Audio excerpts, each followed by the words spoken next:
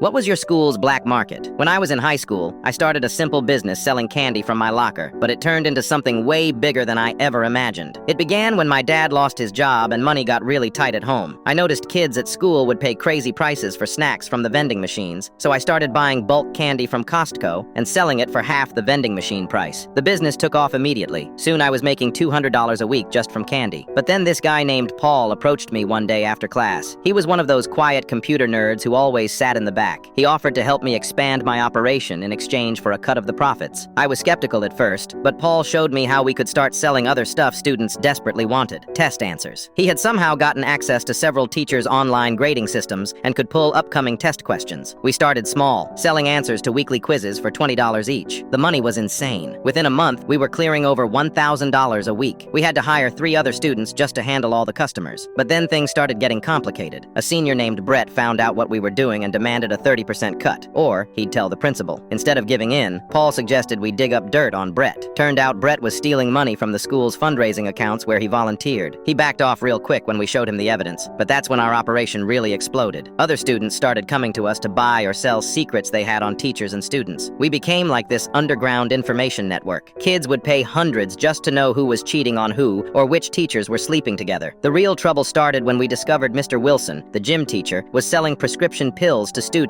We had proof, videos, text messages, everything. Paul wanted to turn him in, but I saw an opportunity. We approached Mr. Wilson and worked out a deal. We'd keep quiet if he helped change grades for paying students. Soon, we had half the teachers in the school under our control through blackmail. Students could literally buy their way to straight A's. We were making thousands every week. I bought my dad a used car and told him I got a job at the mall, but it all came crashing down when Paul got greedy. He started threatening to expose everyone unless they paid more. Teachers, students, even the principal. Everyone was terrified of him. I tried to talk him down, but he wouldn't listen. One morning I came to school and Paul was gone, just disappeared. The principal announced he had transferred schools. All our evidence and files had vanished from our servers. Later I found out Paul had tried blackmailing the wrong person, a school board member whose kid we'd caught buying test answers. The board member was some ex-military intelligence guy. He made Paul and all our evidence disappear overnight. He came to see me privately and said I could either shut everything down immediately or I'd disappear too. I chose to walk away. All our customers and sellers went silent, afraid of what might happen. The teachers acted like nothing had ever happened. Within a week, it was like our whole operation had never existed. 2 years later, I ran into Paul working at a Best Buy. He looked nervous when he saw me and said, "Some things are better left alone." I noticed a nasty scar on his neck that hadn't been there before. I never asked what really happened that night.